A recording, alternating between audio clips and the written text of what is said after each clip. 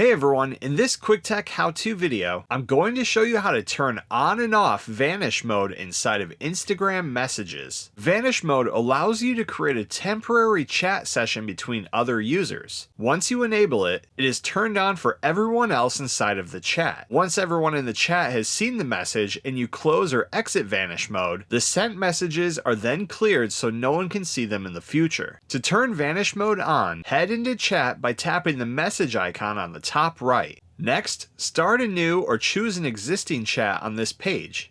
By default, or if you see previously sent messages, you'll be in the regular chat session. Swipe up on the page, and at the bottom you'll see swipe up to turn on Vanish mode. Keep swiping up and let go to turn it on. You will then be alerted that the chat is now in Vanish mode. Tap Learn More and you'll see the basics of how it works. You can then go ahead and start your chat, and when you're finished, or if you just want to leave Vanish mode, swipe up again on the screen to exit. You'll then be taken back to the regular chat mode. And that's how you turn on and off Vanish mode inside of Instagram messages. Thanks for watching. Please like and subscribe and stay tuned for more quick tech how-to videos.